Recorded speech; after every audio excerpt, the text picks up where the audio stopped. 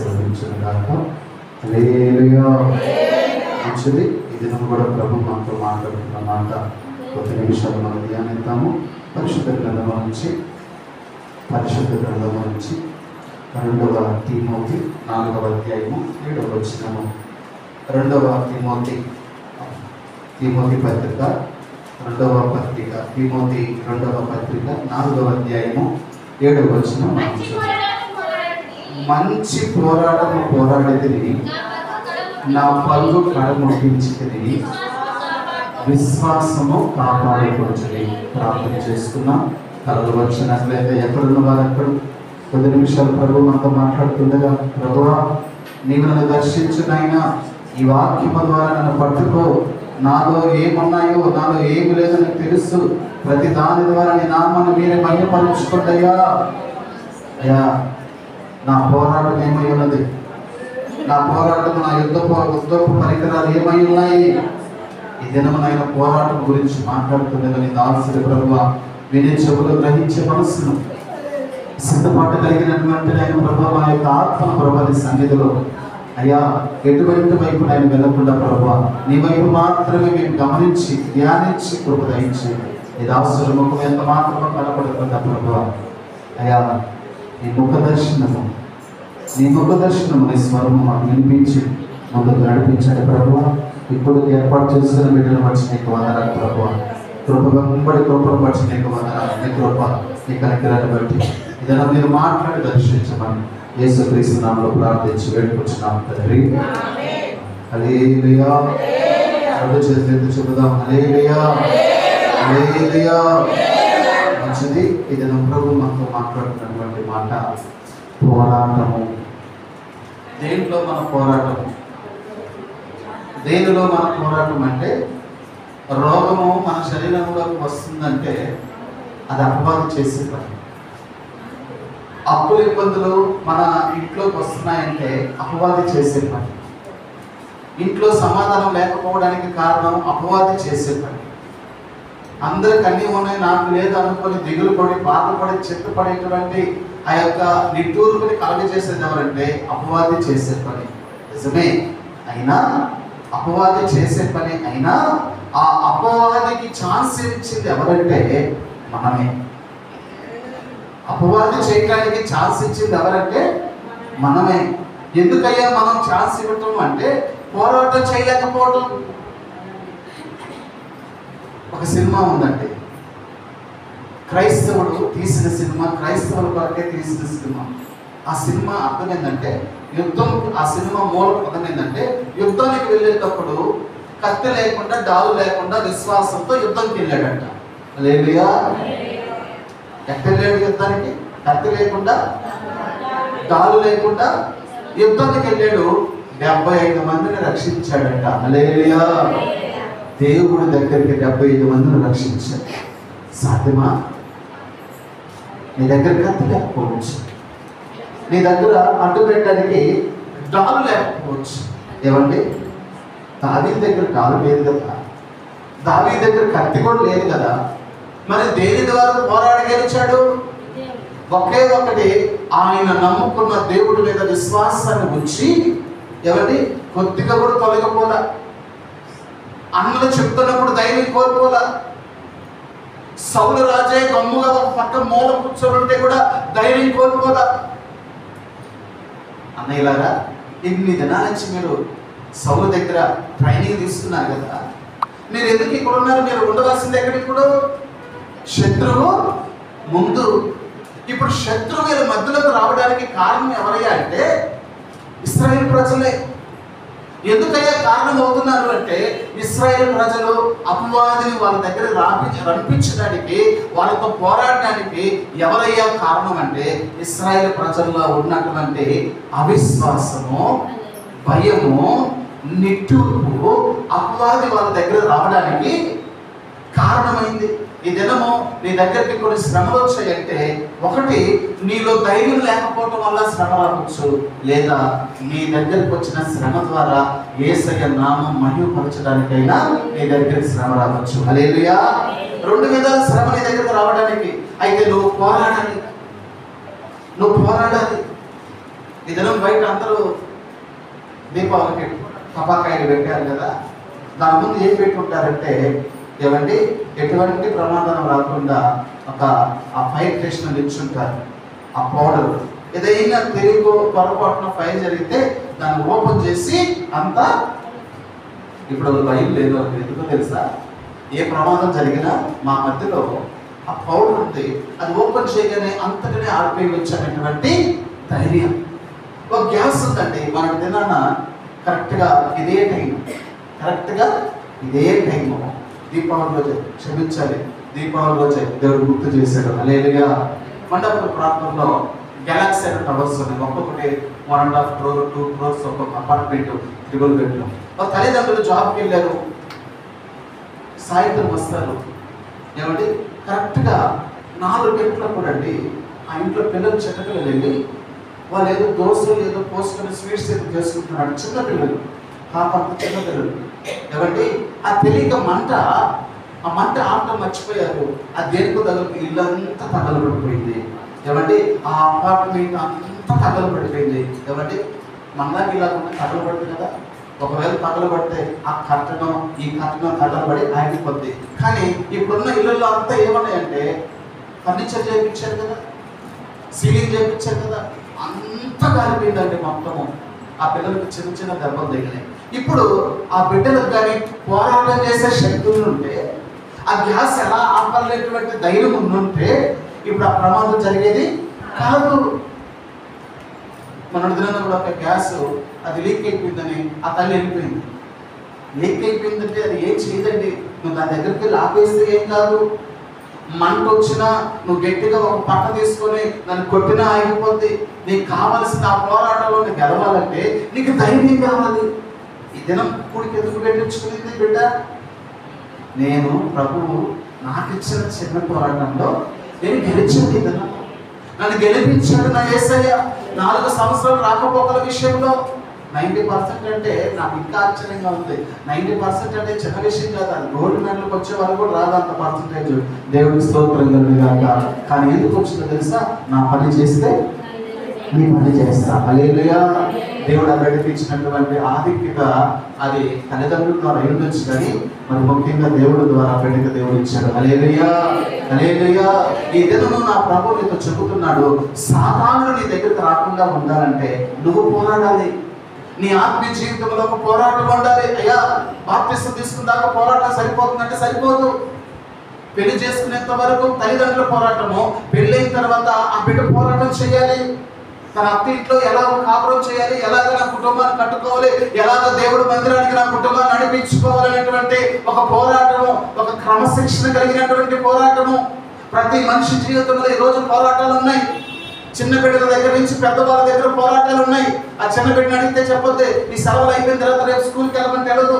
ఇది ఒక్కరోజు డాడీ రేపు వెళ్తా. ఆ బిడ్డకి అదే పోరాటం. ఇల్లు కట్టేవాడికి డబ్బు లేక అప్పు తెచ్చుకునేదానికి నగలు లేక అన్ని కుదరబెట్టి ఇల్లు ఆగిపోతే అదొక పోరాటం. మందిరం కడుతూ ఇంటి పక్కన వాళ్ళు వచ్చి ఆటంకం భరిస్తే కట్టినంత కూర్చేస్తారు. మనం వాళ్ళు ఏం చేస్తారు తెలుసు సంఘస్థులు? ఇది మాకు పోరాటం, మేము గెలవాలి. హల్లెలూయా. కూర్చేసిన గోడల పైన నిలబడి ఆ 2-3 అక్కడ కూర్చొని బోర్ని ఏడుస్తూ ప్రభుకి స్తుతిస్తున్నారండి. హల్లెలూయా, హల్లెలూయా. మందిరం కూర్చొని కూడా నోరు తెలవకుండా కాముగా ఎట్లా ఉంటే అది పోరాటం కాదు. బట్టలు కట్టుకున్నావు, వేడిని పెట్టుకున్నావు, స్నానం చేసావు, మందిరంలోకి వచ్చావు, స్తుతించడానికి వచ్చావు, ఏడుకొచ్చు నువ్వు నిద్రపోతే పాట పాడేటప్పుడు ఏం చేయాలి? చప్పట్లు కొట్టాలి. నీ నోటితో స్తుతించాలి ప్రభుని. నువ్వు స్తుతించకుండా దేవుడి మందిరంలోకి వచ్చి నువ్వు చక్కగా వేసి వెళ్ళిపోతే నువ్వు అటెండ్ అయినా కానీ నువ్వు అబ్సెంట్ లెక్కే ప్రభు దృష్టిలో. హల్లెలూయా. ఈ వీడియోలో నువ్వు పడవచ్చు కానీ ప్రభు దృష్టిలో నువ్వు జీరో. నువ్వు పోరాటం చేయాలి దేవుడి మందిరంలోకి వచ్చి, ఒక మోకాళ్ళ పోరాటం చేయాలి దేవుడి మందిరంలోకి వచ్చి. ఈ దినాన్ని దేవుడి మందిరంకి వెళ్ళి నేను ఈ పోరాటం చేశాను, ఇది అడిగాను, దేవుడి మందిరం ఇది అడిగొచ్చాను, అడిగి నువ్వు ఇంటికి వెళ్ళి ఏం చేయాలి తెలుసా? మళ్ళీ పోరాటం చేయాలి. ప్రభువా నీ సన్నిధిలో అడిగాను, కన్నీళ్ళు కాచి నువ్వు జరిగించే దేవుడి కదా. నా పోరాటాన్ని వృధా పరచబడి కాదయ్యా, నా పోరాటాన్ని గెలిపించేవాడివి. ఇదనం చెబుతున్నాడు. ఆ యొక్క తిమోతికి రాసినటువంటి పత్రికలో పౌలు గారు అంటారు, మంచి పోరాటం పోరాడిదని, నా పరుగు కడముట్టించిందని, విశ్వాసం కాపాడుకునే దానికి ఈ శరీరంలో ప్రాణం ఉన్నంత వరకు నువ్వు పోరాడాలి. ఈరోజు పోరాడాను, ఈరోజు మందిరంకి వెళ్ళాను, సరిపోతుంది ప్రభు ఈ భక్తి అంటే ప్రభు అంటాడు ఇది సరిపోదు. ఎప్పటి వరకు పోరాడాలో తెలుసా? నీ శరీరంలో నీ ఆత్మ ఉన్నంత వరకు, దేవుడు పెట్టిన ఆత్మ ఉన్నంత వరకు నువ్వు పోరాడాలి. నువ్వు పోరాడాలి. 18 అంటాడు, ప్రభువా ఒకవేళ నువ్వు నన్ను శిక్షించినా నువ్వు నన్ను మరణానికి అప్పగించవు. దేవుడు గ్రంథం 5వ అధ్యాయం 6వ వచనంలో ఉంటుంది, ఇదిగో ప్రభువా 6 బాధలు కలిగిన 7వ బాధల నుంచి నువ్వు నన్ను విడిపించేవాడివి, నా పోరాటం ఆగిపోదు. ఆగిపోతుంది అనుకుంటున్నాను. ఒక చిన్న సమస్య నాకని, సమస్య వస్తేనే ఆగిపోయేది క్రైస్తవుడి యొక్క పోరాటం కాదండి. దినదినము పోరాటమే. ఒక 5 సంవత్సరాలు ఒక దగ్గర పనిచేసి నా ఇల్లు చూడాలని చెప్పాడు. వచ్చినాక నీకేముంటుందో తెలుసా మనసులో? ఈ టైంలో అందరూ టీవీలో ఉండేవారు, ఈ టైంలో ఆ పని చేసేవాడిని. ఇంటికి వచ్చిన మనసు నిలబడదండి. అలవాటు అయిపోయింది కదా, దేంట్లో పనిలో అలవాటు అయిపోయింది. మీరు హైదరాబాద్లో 10 సంవత్సరాలు ఇప్పుడు ఉన్నారు కదా, మీరు వెళ్ళి మీ సొంత గ్రామంలో 10 రోజులు ఉండొస్తారా? ఒక్క 2 రోజులు కూడా ఉండలేదు. బంధువులు అందరూ ఉంటారు కానీ మీ ఇంట్లో తలుపేసుకొని 2 రోజులు ఉండమన్నా ఆ పోరాటం చేయలేదు. ఎందుకో తెలుసా? ఇక్కడ ఒక పోరాటంలో మీరు అలవాటు పడ్డారు. రోజు దేవుడి మందిరంకి వచ్చి దేవుడిని స్తుతించేటువంటి ఒక పోరాటం జరుగుతున్నారు. ఈ పోరాటం వదిలేసి వేరే పోరాటంలోకి నువ్వు వెళ్ళాలంటే ఆ పోరాటం నువ్వు జయించలేవు. అటు నువ్వు ఖాళీగా ఉన్న జయించలేవు. ప్రభువా నా దేవుడి సన్నిధి ఏమైపోతుంది అలవాటు. ఎందుకు ఈ మాట చెప్పానంటే, నీవు కూడా క్రైస్తవుడిగా ఉన్నప్పుడు శ్రమలనే పోరాటం నీకు అలవాటై ఉండాలి. శ్రమలనే పోరాటం నీకు అలవాటైపోయి ఉండాలి. ఆ పోరాటంలో నువ్వు ఏం చేయాలంటే, విజయం వచ్చేంత వరకు నేను పోరాడతాను ప్రభువా, హల్లెలూయా. విజయం వచ్చేంత వరకు నేను పోరాడతాను. నా పోరాటం మధ్యలో ఆగిపోయేది కాదు. దావీదుకి ఇబ్బంది వస్తే 600 మందిని తీసుకెళ్ళాడంటే 200 మంది మధ్యలో ఆగిపోయారు. ఆ యొక్క నది దగ్గర 400 మందితో పోరాటానికి వెళ్ళాడు. దిగ్విజయంగా దేవుడు గెలిపించి తీసుకొచ్చాడు, హల్లెలూయా. మరి నీ పోరాటం ఏమైనది? దావీదు పోరాటానికి వెళ్ళినప్పుడు స్తుతిస్తూ వెళ్ళాడు. యెహోషువ పోరాటానికి వెళ్ళి ఏం చేశాడో తెలుసా? కంజర్లు డ్రమ్ములు తీసుకొని పోరాటానికి వెళ్ళాడంటే ఆ ఎదుటి శత్రులు లక్షల మందిలో ఉన్నారు.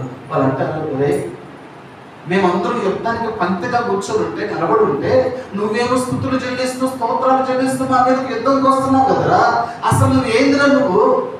కొంతమంది ఎలకు కూడా అనుకోని ఉండొచ్చు, ఈడేం రాజయ్యా, ఈడేం రాజు? శ్రమ వస్తే ఏ ఎమ్మెల్యే దగ్గర ఏ పక్క రాజుల దగ్గరకు వెళ్ళి మా సహాయం చేయడానికి అడగాల్సింది పోయి, కత్తులు పట్టుకొని యుద్ధానికి పోవాల్సింది పోయి, డాలులు రెడీ చేసుకోండి, కావాలంటే పక్క రాజ్యంలో ఎవరెవరు ఉన్నారో వాళ్ళు పిలిపించండి అని అడగాల్సింది పోయి, ఈ యెహోషాపాతు ఇలా చేస్తున్నాడు. యుద్ధానికి వెళ్ళేటప్పుడు స్తుతులు చెల్లిస్తూ స్తోత్రాలు చెల్లిస్తున్నాడు. అబ్బాయి ముందు పోరాటం కాదండి. ఇంకొక జనం కూడా ఉన్నారు, ఇశ్రాయేల్ ప్రజలు, ఇంకొక జాతి. యెహోషువ యుద్ధానికి వెళ్ళడానికి యెరికో పట్టణానికి వెళ్తున్నప్పుడు, యెరికో పట్టణాన్ని జయించడానికి వెళ్తున్నప్పుడు గోడ చుట్టూ రోజు ఒక చుట్టూ తిరగమంటున్నాడే. ఇది పోరాటం కాదు. యెహోషువకు పోరాటం తెలియదయ్యా. మోషే ఉన్నప్పుడు మోషే ప్రార్థన చేస్తున్నాడు, యెహోషువ యుద్ధాలు చేసేవాడు. ఇప్పుడు యెహోషువ చేతికి కత్తు అధికారం వచ్చినప్పుడు ఈయన స్తుతిస్తున్నాడు. ఎప్పటిలాగే కత్తులు కదా పట్టుకోవాల్సింది. నువ్వు లోకంలో ఉన్నప్పుడు కత్తి పట్టుకోవాలి, కానీ దేవుడి సంబంధి అయినప్పుడు నేను ఇంకా కత్తులు పట్టుకోవాల్సిన అవసరం లేదు. నీ నోటితో నీ చేతులతో దేవుని స్తుతిస్తా చాలు, హల్లెలూయా. యెహోషువ యెరికో పట్టణం చుట్టూ తిరగమన్నాడండి. ఏం చేయమన్నాడు? రే వెళ్తున్నప్పుడు మధ్య మధ్యలో గోడకి బొక్కలు పెట్టంటారా అన్నాడా? ఆ గోడ ఎక్కడెక్కడ లూజుగా ఉందో చూడమన్నాడా? వాటితో నీకు పని లేదు. నీకు కూడా నీ యొక్క ఇంటిలో, నీ యొక్క బయట, నీ జీవితంలో కొన్ని శ్రమలు నీ ముందు గోడలాగా నిలబడి ఉన్నా, నువ్వు మాత్రం ప్రభు వైపు చూస్తూ మాత్రమే స్తుతించాలి నాన్న. హల్లెలూయా. ప్రభుని స్తుతించినప్పుడు, ప్రభుని ఆరాధిస్తున్నప్పుడు ఎంతటి గోడలైనా, గోడలాంటి శ్రమ అయినా, గోడలాంటి మనిషి అయినా, గోడలాంటి నీ అనారోగ్యమైనా, ఈ రోడ్డు ప్రభుతో నువ్వు ప్రార్థనలో పోరాడినట్లయితే ఈ మధ్యాహ్న కాల సమయమే ఆ అనారోగ్యం అంతా నీలో నుంచి నీ పోరాటంలో ఉన్న ప్రభు తొలగించను కాక. చప్పట్లు దేవుని నామమున ఈ అనారోగ్యం అంతా ప్రభు తీసివేయడు కాక. యెహోషువ ఆ గోడ చుట్టూ 6 దినాలు 6 చుట్లు ఎక్కించి 7 దినాన 7 సార్లు ధర్మం అన్నాడు. ఒకవేళ నా లాంటి అనుకుంటే ఇదేమి యెహోషువ అయింది, మొన్నటిదాకా కత్తి పట్టుకున్నాడు కదండి, మొన్నటిదాకా శ్రమ వస్తే రే మనం పట్టండ్రా అన్నాడు కదండి, ఇదేమి యెహోషువ అండి. ఇప్పుడు స్తుతించమంటున్నాడు, ప్రార్థించమంటున్నాడు. యెహోషువ నేర్చుకుంది ఏంటో తెలుసా? కత్తి కన్నా స్తుతి గొప్పదే తెలుసుకున్నాను. హల్లెలూయా, హల్లెలూయా. ఈ కత్తులన్నిటికన్నా నా ప్రభుని స్తుతించడం మేలు అనుకున్నాడండి. 7వ రోజు కూలిపోయాయి గోడలన్నీ. హల్లెలూయా. ఆ గోడ ఎక్కడైతే ఉందో గోడ కింద దేవుడు భూకంపం కలిగించాడు. హల్లెలూయా. ఏమంటే పక్కన గోడ పక్కన కదా వీళ్ళకు నిలబడి ఉండేది, మరి వీళ్ళకి ఎందుకు ప్రమాదం జరగలేదు తెలుసా? నా ప్రభు అంటాడు, తలంపులు తపనలు అన్నీ ఎరిగి ఉన్నావు, తలంపులు తపనలు అన్నీ ఎరిగి ఉన్నావు,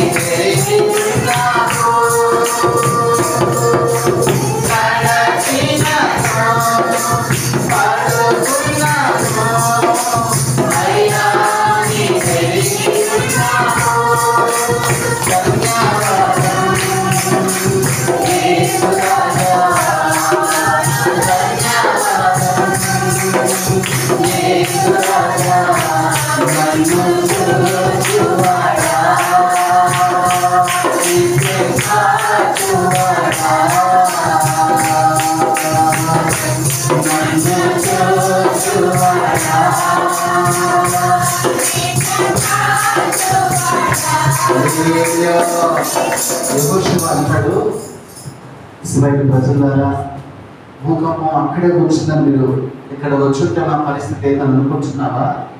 అటువంటి పోరాటం కదా మనం పోరాడేది. శత్రువుతో యేసయ్యని మన మధ్యలో పెట్టుకొని, యెహోవా దేవుని మన మధ్యలో మనకంటే ముందు పెట్టుకొని శత్రువుతో పోరాడుతున్నాం. ఆ భూకంపం మన దగ్గరికి రాదు. ఏమండి, యెహోషువ ఇంచుమించు ఒక 32-33 యుద్ధాలు చేశాడు. ఎవరిని ముందు పెట్టుకొని? యేసయ్యని ముందు పెట్టుకొని యుద్ధాలు చేసినప్పుడు ఒక్క యుద్ధంలో కూడా ఓడిపోలేదంట. హల్లెలూయా. మరి నువ్వెందుకు ఓడిపోతావు? విధానాన్న నీ ముందు పోరాటాలు రావాలి, యేసయ్యను ప్రార్థన చేయాలి, నిన్ను ప్రభు గెలిపించాలి. హల్లెలూయా. నీకు పోరాటం వస్తేనే కదా నువ్వు గెలుపొందేవని నీకు రుజువు. నీకు పోరాటం వస్తేనే కదా నువ్వు నమ్మిన దేవుడు సర్వోన్నతమైన దేవుడు అని నువ్వు తెలియబడేది. నీ ద్వారా నీ జనులకు తెలియబడేది, నీ ద్వారా నీ రాణి మందిరం రాని నీ కొడుకు తెలియపరచబడేది, మందిరం రాని నీ కోటగా తెలియపరచబడేది. దేవుడు నిన్ను వాడుకుంటున్నప్పుడు నీకు పోరాటాలు దేవుడు పెట్టాడు. ఆ పోరాటాలు నువ్వు గెలవాలి. హల్లెలూయా. నేను గెలవలేను ప్రభు, నా విశ్వాసాన్ని కాపాడుకోలేను ప్రభు అంటే, ప్రభు అంటాడు, నేను నీకు ఇచ్చిన ఆత్మ పిరికి ఆత్మ కాదు. పిరికి ఆత్మను మనకి ఇచ్చింది నేను. శత్రువుకి లేని ఆత్మ నీకు ఇచ్చాను కదా. శత్రువు ఎలా కూడా తెలుసా? నీ ముందు యుద్ధానికి వస్తాడు, లక్షల మందితో యుద్ధానికి వస్తాడు. గిద్యోను పగలగొట్టిన కొండ శబ్దానికి పారిపోయేవాడు వాడు. హల్లెలూయా. తెలుసా వాడు ఎంత ధైర్యం వస్తుందా? పిరికి పందవాడు. గిద్యోను పట్టుకున్న కొండ సొప్పుడికి పారిపోయినటువంటి ఒకరి మీద ఒకరు పడి కత్తులతో నరుక్కొని చచ్చిపోయారట. అంత పిరికి పందండి శత్రువు. నువ్వెందుకు భయపడుతున్నావు శత్రువుని చూసి? ఏమండి, నువ్వెందుకు భయపడుతున్నావు? యెహోషువకు కేవలం స్తుతులు చెల్లిస్తుంటే యెహోవా దేవుడు ఉరుములు మెరుపులు రప్పించి లక్షల మంది ఒకరి మీద ఒకరు పడి పొడుచుకొని చచ్చిపోయారు. నీ శత్రువు అంత భయస్తుడు. హల్లెలూయా. నీ బలం నువ్వు మర్చిపోయి శత్రువు బలవంతుడు అనుకుంటున్నావు. నీ శత్రువు నా ప్రభు నీ కాళ్ళ కింద పెట్టాడు నా ప్రభు. హల్లెలూయా, హల్లెలూయా. నువ్వు శత్రువుతో మంచి పోరాటం, నీ జీవితాంతము ఒక విశ్వాసం కలిగిన పోరాడాలి. హల్లెలూయా. రెండవ పోరాటము హెబ్రీ పత్రిక 12:4. రెండవ పోరాటము పాపముతో పోరాడమని దేవుడు సెలవిస్తున్నాడు. హెబ్రీకి రాసిన పత్రిక 12:4. మీరు పాపముతో పోరాడుటలో రక్తము కారునంతగా ఇంకా దానిని ఎదిరింపలేదు.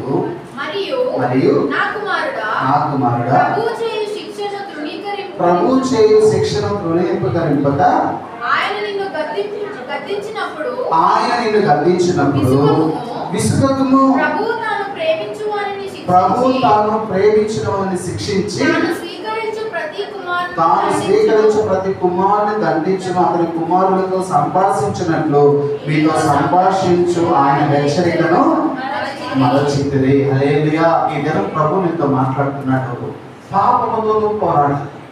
ఎంతగా అంటే పాపము ఏమండి ఎయిడ్స్ డే ఎప్పుడో తెలుసా? December 5th అనుకోండి. First week sir 5th first week ఆగుతాం. నేను ఏదైనా మాకు సేవకుడు చెప్తున్నాడు. మంగళగిరిలో ఉన్నటువంటి వివేక్ మన మందిరం తగలబడిపోయింది కదా రాత్రి పెద్ద మందిరము. ఆయన నాకు ఉపమానం చెప్తా విన్నారు. ఒక యవనస్తుడు పేపర్లో అడ్వర్టైజ్మెంట్ ఇచ్చాడంట. ఏమన్నా తెలుసా? యవనస్తుడా, నేను చిన్న పాపం చేసి నా జీవితాన్నే కోరుకున్నాను. చక్కగా చదువుకున్నా, చక్కగా జాబ్ తెచ్చుకున్నా, కానీ వివాహం అవ్వడానికి నా పాపం నాకు అడ్డొచ్చిందని ఆయన ఏమంటే ఫోటో బ్లర్ వేయించుకోలేదంట. ఎలా ఫోటో ఉందో అలా వేయించుకున్నాడంట పేపర్లో. ఏమని తెలుసా? ఆయన యవన కాలంలో తెలుసో తెలియకో ఎక్కడికో వెళ్ళినప్పుడు తన శరీరంలో ఉన్నటువంటి కామాన్ని ఆపుకోలేక ఒక స్త్రీతో పయనించినప్పుడు అండి ఆమెకు ఉన్నటువంటి ఆ ఎయిడ్స్ ఇతనికి వచ్చిందంట. ఒక 10 సంవత్సరాలు గడిచిన తర్వాత పెళ్లి చేసుకోవాలని చూసినప్పుడు ఏమండి మాటికి జ్వరం వస్తుందంట. ఎన్ని టెస్టులు చేసినా ఏమి లేదు. డాక్టర్ అన్నాడు, ఆ ఒక్క టెస్ట్ చేయించుకో. ఆ ఒక్క టెస్ట్ ఏ టెస్ట్? అది ఎయిడ్స్ టెస్ట్. మాటికి జ్వరం వస్తుందంటే ఇంక అదే అని ఆ డాక్టర్ చేత చేయించుకుంటే ఆ యవనస్తులు HIV పాజిటివ్ అని వచ్చిందంట. ఆ యవనస్తులు ఒక కొద్దిసేపు కూర్చొని, ప్రభువా కష్టపడి చదువుకున్నా, కష్టపడి జాబు తెచ్చుకున్నా, నా తల్లిదండ్రులు కష్టపడి చదివించారు, కానీ ఆ చిన్న పోరాటంలో నేను ఏం చేశాను? గెలవలేకపోయా, ఓడిపోయా. ఇదనం పెళ్లి చేసుకోవడానికి నేను అర్హుడిగా వేరే వాళ్ళ జీవితాలు నేను నాశనం చేయలేదని చెప్పి తన ఫోటో యవనస్తులకి మాదిరిగా ఉండాలని పేపర్లో క్లర్లు లేకుండా అడ్వర్టైజ్మెంట్ వేయించుకున్నాడు. అతను ఎందుకో తెలుసా? నాలాగా మీరు పాపంలో చిన్నప్పుడు నువ్వు పోరాడాలి. ఎంతగా అంటే ఒకవేళ నీ రక్తము కాలేంతగా నువ్వు పోరాడి నీ జీవితాన్ని ప్రభువుకు నువ్వు అప్పగించుకోవాలి. నీ తల్లిదండ్రులు నీకు ఇచ్చిన జీవితాన్ని చక్కగా మలుచుకోవాలి. తల్లిదండ్రులు చక్కగా బయటికి పంపిస్తారండి. జీవితం నీ ఇష్టం, నీ చేతుల మీద ఆధారపడి ఉంది. ఎవరి చేతుల్లో లేదు ఎవరి జీవితము. నువ్వు మంచి పెళ్లి చేసుకోవాలనుకున్నా, మంచి భర్తను పొందుకోవాలన్నా, మంచి భార్యను పొందుకోవాలన్నా నీ జీవితం నీ చేతుల్లో ఉంది, నీ మోకాల్లో ఉంది, నీ నోట్లో స్థుతుల ద్వారా ఉంది. తల్లిదండ్రుల సంబంధం తీసుకొస్తారు. నువ్వు చక్కగా నువ్వు ప్రార్థన చేసుకొని కనిపెట్టి చూసుకొని పెళ్లి చేసుకోవాల్సిన బాధ్యత నీది. ఒకవేళ మీ తల్లిదండ్రులకు ఇష్టపడి నీకు ఇష్టం లేకపోతే ఒప్పించుకో, ప్రార్థన చేసి ఒప్పించుకో. అమ్మా నాకు సరైన కాదు. అంతేకాని నిండు జీవితాన్ని, ప్రభువుకి చెందవలసిన జీవితాన్ని నీవు నవ్వులు పాలు చేసుకోవాలి. ఈ కుమారుడు అంటాడు, నాలాగా నేను నవ్వులు పాలు, నా జీవితం అంతా వృధా అయిపోయింది. తెలుసు తెలియకో పాపం చేశాను, ఆ పాపం నన్ను వెంటాడుతుంది. ఎలా వెంటాడుతుంది? ఎలా చూస్తున్నా కలిసి HIV పేషెంట్ దారుణంగా చూస్తాను. నేను చాలా మందితో వాళ్ళతో పరిచయం చేస్తాను.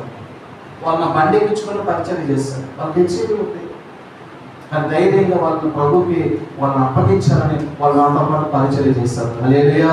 వాళ్ళ భర్తల వల్ల తెలుసో తెలియకో వచ్చిన పాపము ఆ భార్యను కంటుకునిందండి. పాపం ఏ తప్పు చేసింది? పాపం 25 సంవత్సరాలకే ఆ భార్యకి హెచ్ఐవి ఆ భర్త వల్ల వచ్చిందని బట్టి ఎవరు చేశారు పాపము?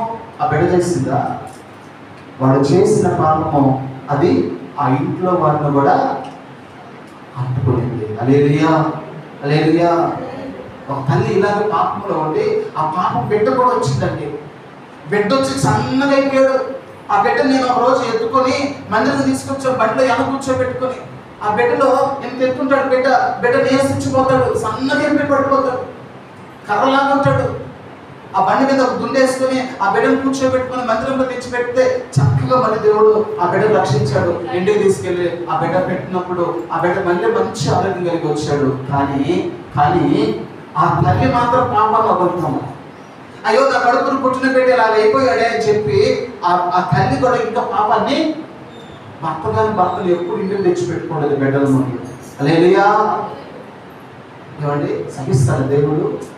నీ ముందు అంత పాపం ఉంటే నువ్వు పోరాటం చేయాల్సింది పోయి నువ్వు ఇంకా పాపంతో పోరాటం చేస్తే ఎలాగా? ప్రభు సహించడు. హల్లెలూయా. ప్రభు సహించడు. ఎందుకు ఈ మాటలు చెబుతున్నానంటే మన మధ్యలో ఇలాంటి వారు ఉన్నారు. వారితో మన స్నేహం దూరం పెట్టుకోవాలి. మన పోరాటం ఎప్పుడు ప్రభుతోనే, ప్రభు సన్నిధిలోనే. ఇలాంటి మనుషులతో కాదు. ప్రేమించాలి, వాక్యం చెప్పాలి, అంతేగాని ఇలాంటి వారితో సాగితే మనం ఎంత మాత్రము మన నిండు జీవితం బలైపోతుంది వారి ద్వారా. హల్లెలూయా. పాపముతో పోరాడుగా మనం ఉండాలి. మూడవదిగా చూసినట్లయితే ఇరుకు ద్వారం నందు ప్రవేశించడానికి మనం పోరాడాలి. లూకాసు వార్త 13వ అధ్యాయము 24వ వచనము. లూకాసు వార్త 13వ అధ్యాయము 24వ వచనము. ఆయన వారిని చూచి ఇరుకు ద్వారము ప్రవేశింప పోరాడి అనేకులు ప్రవేశింపజూదురు కానీ వారి వల్ల కాదు. హల్లెలూయా. ప్రభు అంటున్నాడు, ఇరుకు ద్వారంలో ప్రవేశించడానికి మీరు ఆసక్తులై ఉండండి. ఏది ఇరుకు ద్వారమో? యేసయ్య మార్గము ఇరుకు ద్వారం. ఎందుకో తెలుసా? అందరిలాగా నువ్వు బయటకు పోయి ఎంజాయ్ చేయడానికి కుదరదు. ఈ మార్గంలో ఉన్నవాడివి. ఏమండి, లోకంలో ఏ పంటకు వచ్చినా ఏం చేస్తారో తెలుసా? మొన్న ఒక తల్లికి వాళ్ళ అమ్మ చనిపోతే వాళ్ళ అమ్మకి ఏ నైవేద్యాలు పెట్టాడు తెలుసా? మా అమ్మగారికి ఇష్టమైన నైవేద్యాలను పెట్టాడు. ఏం పెట్టాడు తెలుసా? బీరు పెట్టాడు, విస్కీ పెట్టాడు, కళ్ళు పెట్టాడు. ఆ ఫోటో ఉంది మీ గ్రూప్లో ఈరోజు పెడతాను నేను. ఇష్టమైన నైవేద్యాలు అంటే ఇవి. ఏమండి, యేసయ్య నమ్ముకుంటే ఇవన్నీ కుదరదు.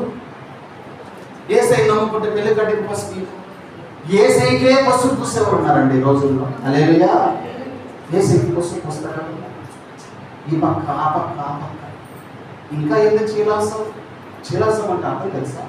చిరంజీవి, లక్ష్మి, సౌభాగ్యవతి. నువ్వు యేసయ్య మార్గంలో ఉన్నప్పుడు ఇంకా లక్ష్మీదేవి ఎందుకంటే తెలియకుండా ఇరుకు మార్గంలో ప్రవేశించకుండా ఆ మార్గం ఫ్రీగా ఉందండి, ఆ మార్గంలో వెళ్ళిపోతావు. కుదరదు. నువ్వు ఈ ఇరుకు మార్గంలో వచ్చినప్పుడు, యేసయ్యని ఎదుర్కొనే మార్గంలో వచ్చినప్పుడు చాలా మంది నిన్ను నెట్టుకుంటూ పోతారు. నువ్వు ఆగాలి అక్కడ. చాలా మంది నిన్ను పలకరించి వెళ్తారు. నువ్వు ఆ పలకరింపులకు నవ్వుకుంటూ వెళ్ళిపోకూడదు. నువ్వు ఉన్న మార్గము ఇరుకు మార్గము. ఆ ఇరుకు మార్గం యేసయ్య చెప్తున్నాడు, ఈ ఇరుకు మార్గంలో అందరూ ప్రవేశించలేరు. ధనవంతుడు అసలు ప్రవేశించలేరు. కులం ముఖ్యం అనుకున్నాడు, అసలు ప్రవేశించలేదు. నా మతమే గొప్పదనుకున్నాడు, అసలు ప్రవేశించలేదు. ఎవరు ప్రవేశిస్తున్నారు తెలుసా? నా యేసయ్యే నాకు రాజు, నా యేసయ్యే నాకు మార్గము, నా యేసయ్య బోధే నాకు, నా ఇంటికి, నా పిల్లలకి, నాకు ఇష్టమైన బోధని ఎవడైతే అనుసరిస్తాడో వాడే నేను నిజంగా ఇరుకు మార్గంలో ఉంటాడండి. అన్నిలో వాళ్ళ కార్యాలు ఏదొచ్చినా ఇంట్లో ఆడవాళ్ళు పనులు తాగుతారు, మగవాళ్ళు క్రిస్మస్ తాగుతారా? ఎందుకో? ఇది ఇరుకు మార్గము. దీంట్లో పాపానికి చోటు కేవలం ఎందుకు ఇరుకు తెలుసా? నీ ఆత్మ మాత్రమే పట్టుంది దీంట్లో. నీ శరీర కార్యాలు పట్టవు దీంట్లో. అమ్మా, నీ శరీర కార్యాలు దీంట్లో పట్టవు. ఎందుకు ఈ ఇరుకు అంటే, నీ పక్కన ఏదైనా కొమ్మలు ఉంటే ఏం చేస్తారు తెలుసా? మీ ఇంటికి స్లాబ్ వేస్తారు కదండి, వాటికి పోటీకి కర్రలు పెడతారు కదా షీట్లకి, వాటిని సవక అంటారు రకరకాల భాషలు. వాటి పెద్ద అవుతున్నప్పుడు జామాయి చెట్లు ఉంటాయి, అవి పెద్ద అవుతున్నప్పుడు పక్కన ఉన్న కొమ్మలన్నీ కోసేస్తారు. లేకపోతే నా తోటలోకి వెళ్ళలేవు. యేసయ్య ఇప్పుడు నీ ఇంట్లోకి రావాలంటే నీకు కొమ్మలుగా ఉన్నటువంటి ఆచారాలు, కొమ్మలుగా ఉన్నటువంటి నీ పద్ధతులు, నీ వ్యసనాలు, నీ కోరికలన్నీ ఇప్పుడు ఏం చేయాలి తెలుసా? నీ తోటమాలి నీ ఇంట్లోకి రావాలంటే, నీ తోటలోకి రావాలంటే అవన్నిటిని పోసేసుకోవాలి. ఇప్పుడు ఎలా కనిపిస్తుంది తెలుసా? అబ్బా ఎంత చక్కగా ఉందో నా తోట, ఎంత చక్కగా బిడ్డలు దేవుడి మందిరంలో కూర్చుని ఉన్నారు. ఈరోజు ఏమి వీళ్ళందరూ దేవుడి మందిరం బయట ఉండడానికి ఆస్కారం లేదా? ఎందుకున్నారు ఇక్కడ? ఇరుకు మార్గాన్ని ప్రేమించి ఇక్కడ ఉన్నారు. హల్లెలూయా. నీ పోరాటం ఇరుకై ఉండొచ్చు, కానీ ఆ పోరాటంలో యేసయ్య నీకు గొప్ప జయాన్ని తీసుకొస్తాడు. హల్లెలూయా. యేసయ్య నీకు గొప్ప జయాన్ని తీసుకొస్తాడండి. ఆయన నీకు మంచి జయాన్ని తీసుకొస్తాడు. ఆ జయాన్ని ఎవడు నీ నుంచి దూరం చేయడు. ఆ జయాన్ని ఎవడు నీ నుంచి దూరము ఎవడు చేస్తాడు తెలుసా? నీ ఆశనే, నీ కోరికనే. గలతీ పత్రిక 5:22 ఒక మాట చూద్దాం. గలతీ పత్రిక 5వ అధ్యాయం 22వ వచనం. గలతీ 5:22 చదువు. అయితే ఆత్మఫలములు ఏమనగా ప్రేమ, సంతోషం, సమాధానం, దీర్ఘశాంతం, దయాళుత్వం, మంచితనం, విశ్వాసం, సాత్వికం, ఆశ.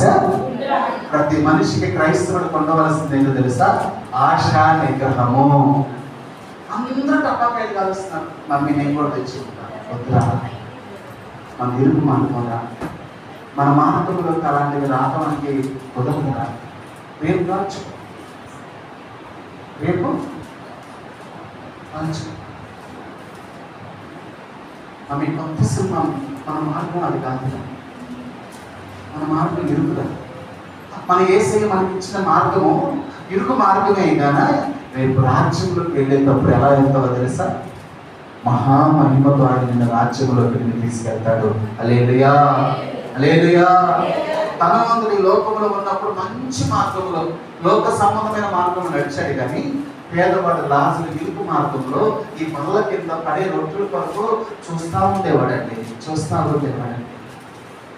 తిని పడేసిన రొట్టె, కొద్దిగా మాడిన రొట్టె, కొద్దిగా నలుసున్న రొట్టె, తిని ఎకసం పుట్టిన రొట్టె, అన్ని రొట్టెల కింద పడేశాడు. వద్దనుకున్న రొట్టెలను తిని కడుపు నింపుకొని తన విశ్వాస పోరాటంలో ఒక విజయాన్ని పొందుకొని ఇప్పుడు పరలోక రాజ్యానికి ఎలా వెళ్తున్నాడు తెలుసా? దేవదూతలు ఆయన దగ్గరకు వచ్చి, ఏమండి ఈ పక్క వేల దూతలు అతను తీసుకొని వస్తూ, ఇదిగో పోరాట యోధులు వస్తున్నాడు, జయము కలుగును గాక, పోరాట యోధులు వస్తున్నాడని చెప్పి లోపల పంపించినప్పుడు లోపల అబ్రహాము చేయబెట్టుకొని ఆ బొమ్మను దాటించుకొని తీసుకొచ్చి తన తొడ మీద కూర్చోబెట్టుకున్నాడంట. హల్లెలూయా. నిన్ను నా యేసయ్య ఆయన తొడల మీద నిన్ను కూర్చోబెట్టుకున్నాడు గాక. ఎప్పుడు లోకములు అన్నీ తిరిగా, లోకములు అన్నీ రుచి చూసా, నిగ్రహం కలిగి, ఏమంటే ఆయుర్వేదం మందు వేసుకుంటే రోగం తగ్గదు, సైడ్ ఎఫెక్ట్స్ రావడం వాడతారు. కానీ నాకు ఏం కావాలో తెలుసా? పత్తి అవసరం. నువ్వు పత్తి లోపల అన్ని తిని మందులు వేసుకుంటే డాక్టర్ అంటాడు, నేను ఎన్ని మాత్రలు వేసుకున్నా. జిమ్కి వెళ్తారండి, జిమ్కి వెళ్ళి బాగా జిమ్ చేస్తారు, ఇంటికి వచ్చి మళ్ళీ ఎంత తిన్నారు అనుకోండి.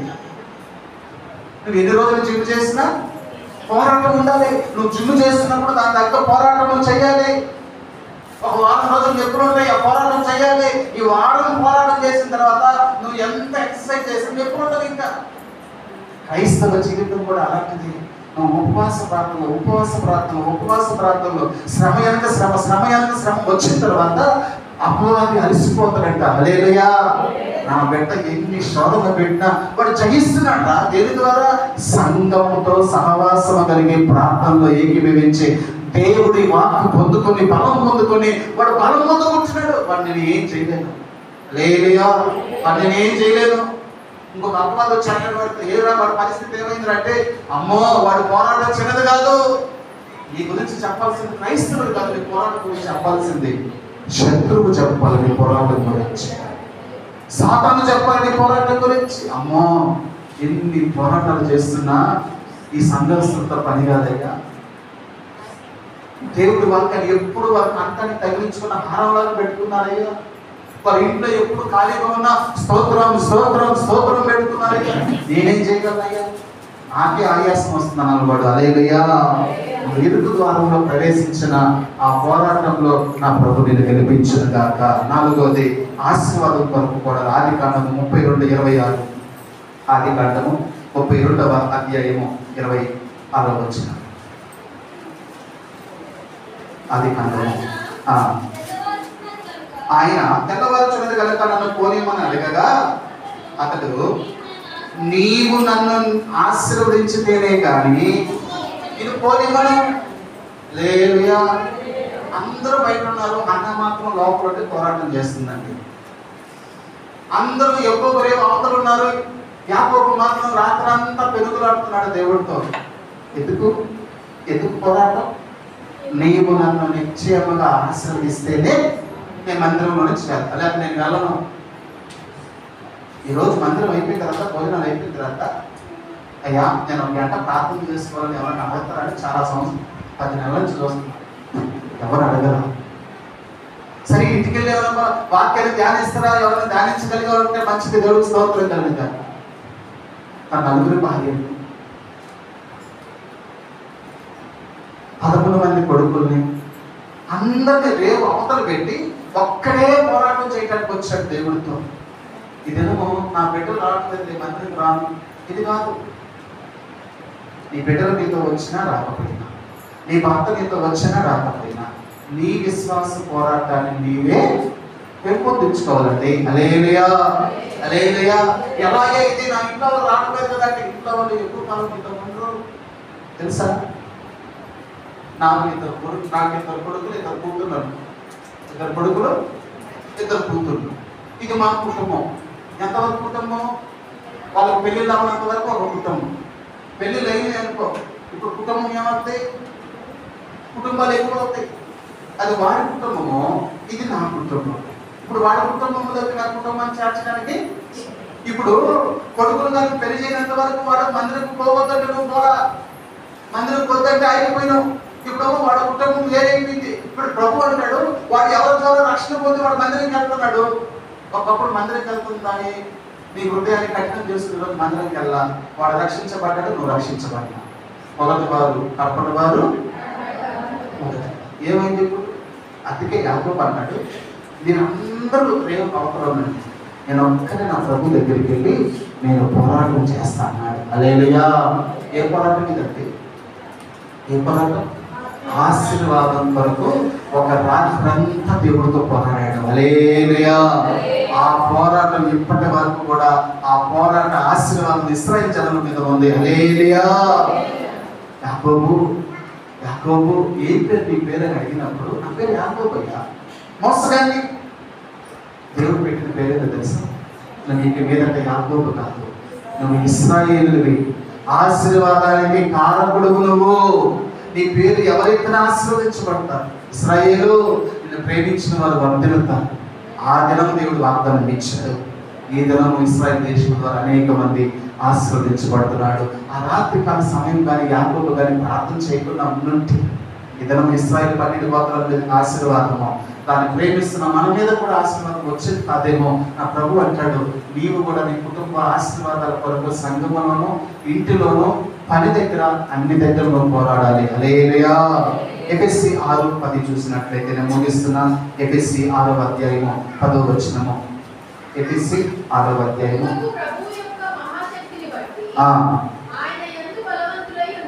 ఆయన యందు, ఎవరి యందు నువ్వు బలవంతుడివి? నా పక్కన మా అమ్మ బలవంతురాలు, ఒక చిన్న బిడ్డ ఏమంటే నిద్రలేగానే ఆ బిడ్డకి అమ్మ అమ్మ అమ్మ అని బాధపడుద్ది. అదే తల్లి ఉంటే ధైర్యంగా ఉంటుంది. ఒక టపాకాయో మెరుపు రాజని ఆ బిడ్డ ఎవరిని పరిస్థితుంది, వెంటనే హత్తుకుంటుంది. తల్లిని హత్తుకొని టపాకాయ పేరిన తర్వాత కూడా ఆ బిడ్డ భయపడద్దా? భయపడద్దు. నేను హత్తుకుని ఉండేది నా తల్లికి, నాకు భయం లేదనుకుంటుంది. కోడి తన అప్పుడే పుట్టినటువంటి పొదిగినటువంటి తన యొక్క చిన్న చిన్న కోడిపిల్లలు తీసుకుని వెళ్తుందండి మేతకి. ఒక కారు వచ్చింది, వెంటనే అవన్నీ ఏం చేస్తాయి తెలుసా? ఆ రెక్కల కిందకు వచ్చేస్తాయి. అది కూడా వెళ్ళదే, ఆ పిల్లలన్నీ వచ్చేస్తాయి. ఇప్పుడు ఆ పిల్లలు రెక్కల కింద ఉన్నాయి, ఇంకా భయపడతాయా? ఆ రెక్కలు దేవుని రెక్కలు. హల్లెలూయా. ఆ కోడి తన పిల్లల కింద రెక్కల కింద చేర్చుకున్నట్టుగా నా ప్రభు నిన్ను చేర్చుకుంటాడంట. హల్లెలూయా. అంధకార శక్తులతో పోరాడే శక్తి నువ్వు కలిగి ఉండాలి. హల్లెలూయా, హల్లెలూయా. అన్న ఆ తాను వెళ్తుంటే ఎవరు యాభై వస్తారని దొక్కినా నాకు భయంగా ఉందన్న, అంత భయిస్తారు. నిమ్మకాయలు దొక్కిన అంత భయిస్తారు.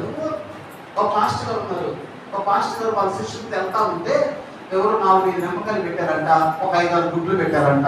ఆయన అనుకున్నాడంట, రే ఈరోజు మనం పండగ ఏమయ్యా అంటే, రే ఆ నిమ్మకాయలతో పులిహోర చేయండి, గుడ్లో పెట్టండి రా, 6 ఉన్నాయో మనకు సరి, ఎవరు 6 డజన్లు పెట్టారు మనకు 6 మందికి 12 అన్నాడు.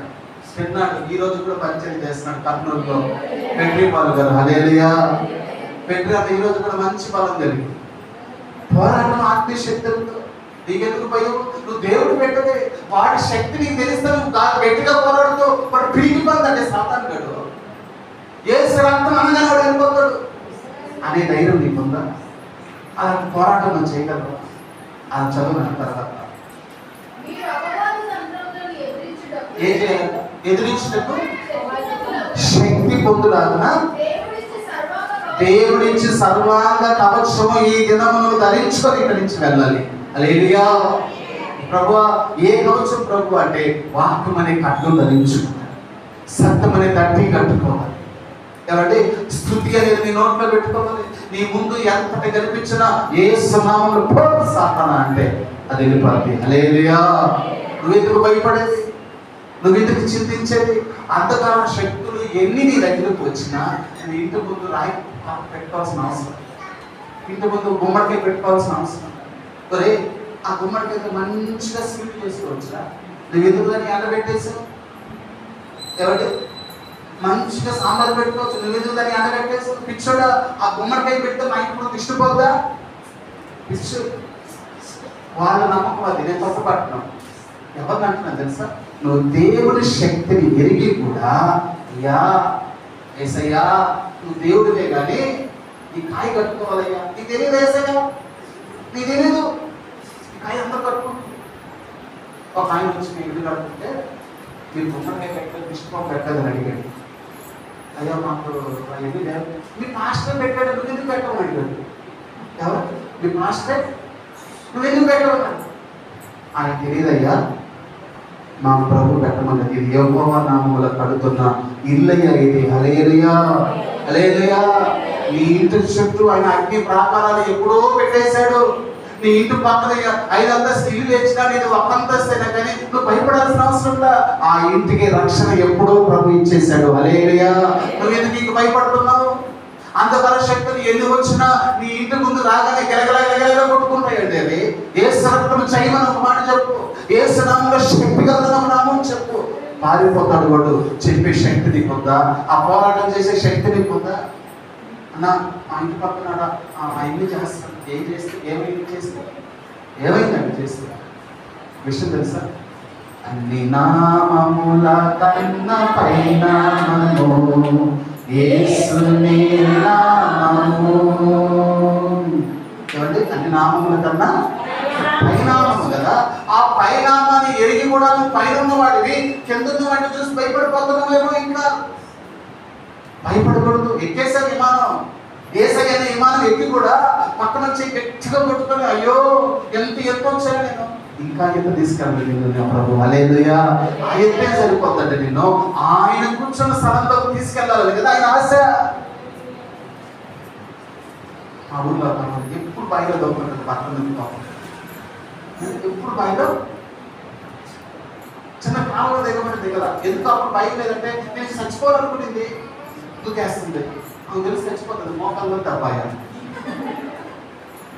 నీ పోరాటం అలాంటి మోకాల్లోకి పోరాటం కాదు, మోకాళ్ళు వంచే పోరాటం నీది. హల్లెలూయా. నీ మోకాళ్ళు వంచినప్పుడు నీ దగ్గరికి ఎవరు రారండి. పెట్రోల్ పాట పడతారు తప్ప గెస్ట్ల దగ్గరికి కాదు, మోకాళ్ళ లోతు కాదు, నడుము లోతు కాదు. నన్ను పూర్తిగా నీ ఆత్మతో నింపుతాయి, నన్ను పూర్తిగా నీ ఆత్మతో నింపుతాయి కదా. నీ ఆత్మ నా మీద బలంగా ఉంటే ఏ దురాత్మ శక్తి నా మీద పనిచేయాలి. వాళ్ళని చూసి పారిపోతాను. నేను ఎక్కడున్నా అమ్మో ఆ అమ్మ అమ్మ పంపించాను అంటారు నిన్ను. ఎందుకో తెలుసా? నువ్వు యేసయ్యకి ఇష్టమైనటువంటి బిడ్డలు కనుక, యేసయ్య దగ్గర ఒక మంచి పోరాటంలో చేస్తున్నావు కనుక నిన్ను చూసిన అపవాద శక్తులన్నీ పారిపోతాయి. హల్లెలూయా. చివరిది ఒక మాట, సంపూర్ణత కొరకు పోరాడాలి. కొలస్సీ 1వ అధ్యాయము, కొలస్సీలకు రాసిన పత్రిక 1వ అధ్యాయము 28, 29. కొలస్సీ, ప్రతి మనిషిని క్రీస్తునందు సంపూర్ణతగా చేసి ఆయన ఎదుట నిలబెట్టాలి. అయ్యా నేను రక్షించబడాలి బాప్తిసం అన్నావు కదా. మరి బాప్తిసం తర్వాత రోజు మందిరికి రమ్మంటున్నావు ఎందుకు? ప్రతి గుడికి రమ్మంటున్నావు ఎందుకు? అడిగారు చాపు కదా ఎప్పుడన్నా. ఎందుకు మందిరికి రావాలంటే మనలో పరిపూర్ణమైనటువంటి ఒక మంచి విశ్వాసమైనటువంటి యోధుడిగా మార్చబడేంత వరకు, యేసయ్య రాకడ పర్యంతం వరకు మనము సంఘంలో సహవాసం కలిగి మనం ఉంటారు. హల్లెలూయా. ఎందుకు ఇది ఫ్యాన్ ఇది లైట్లు కరెంట్ బిల్లు వేస్ట్ కదా అనుకుంటారు. సహవాసం చేయడం చాలా ఇంపార్టెంట్ అండి. ఎడతెగక సహవాసం చేయాలి ప్రభుత్వం. మన సంఘం ఎప్పుడు చేస్తుంది. దేవుడికి స్తోత్రం కలుగును గాక. మనతో పాటు అనేక మంది సహవాసం చేయుదురు గాక. సంపూర్ణత పొందేది ఎంతవరకే సంపూర్ణత? 2026 వరక కాదు, 2030 వరక కాదు. యేసయ్య ఆయన రాజ్యంలో వచ్చేంత వరకు మనం సంపూర్ణంగా చేయబడాలి ప్రతిదినం. హల్లెలూయా. చివరి మాట 1 కొరింథీ 9వ అధ్యాయము, 1 కొరింథీ 9వ అధ్యాయము 26, 27. కాబట్టి నేను గురి చూడని వాడి వలె పరిగెత్తు వాడను కాను, గాలిని కొట్టినట్టు నేను పోట్లాడటం లేదు. ఒకవేళ ఇతరులకు ప్రకటించిన తరువాత నేనే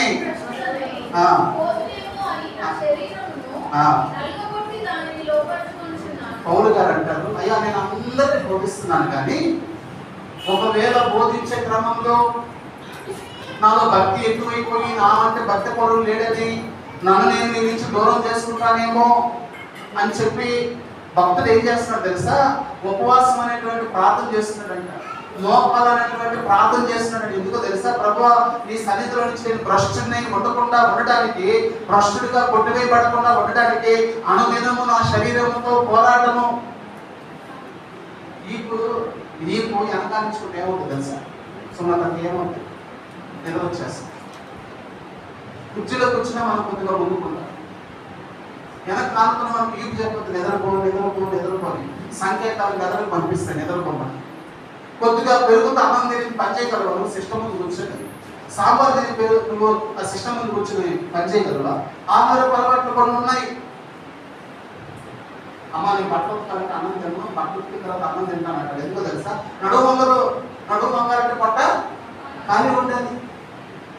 పౌలు గారు అంటారు, నేను నలగొట్టబడడానికి నేను పోరాటం చేస్తున్నా. ఎందుకో తెలుసా?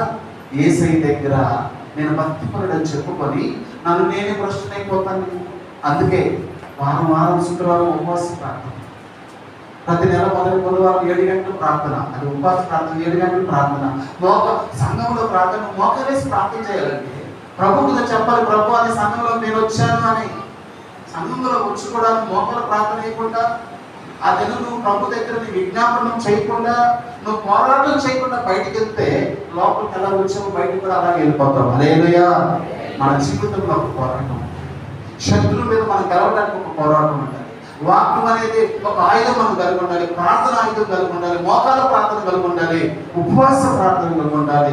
అనుదినము శత్రువుతో పోరాడేటువంటి శక్తి కలిగి మనము దేవుని ఎదుట సర్వాంగ కవచాలు మనం ధరించుకొని నిత్యము ప్రభు దగ్గర మనము ప్రభుతో పోరాడాలి. హల్లెలూయా. పరిశుద్ధాత్మను పొందుకొని మనం అపవాదితో పోరాడాలి. హల్లెలూయా. అందరూ పైకి తెచ్చినట్లయితే చిన్న ప్రార్థన చేస్తున్నా. ప్రభువా మమ్మల్ని గెలిపించేవాడు ఈ ప్రభుత్వ నింపేవాడి ప్రభువానికి వందనాలు ప్రభు. ఈ సమాచారానికి వందనాలు ప్రభు.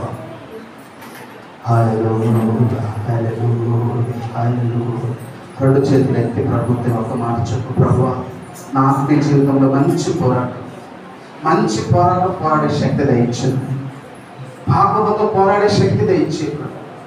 ఇరుకు మార్గమందు ప్రవేశించడానికి ఒక పోరాటం దయచేయండి ప్రభువా. యాకోబు వలె ఇశ్రాయేలుగా మార్చబడడానికి ఆశీర్వాదం అనే పోరాటం నీ మందిరంలో నేను చేయాలి ప్రభు. అంధకార శక్తులతో పోరాడే శక్తి నాకు కావాలి ప్రభు. అయ్యా సంపూర్ణత కొరకు ఒక పోరాటం నాకు కావాలి ప్రభు. ఏ విషయంలో, నా భక్తి విషయంలో, నా యొక్క నడవడిక విషయంలో నేను భ్రష్టుడైపోయేటువంటి విధంగా నేను లేకుండా ఒక మంచి పోరాటం నాకు కావాలి ప్రభు. ఒక చిన్న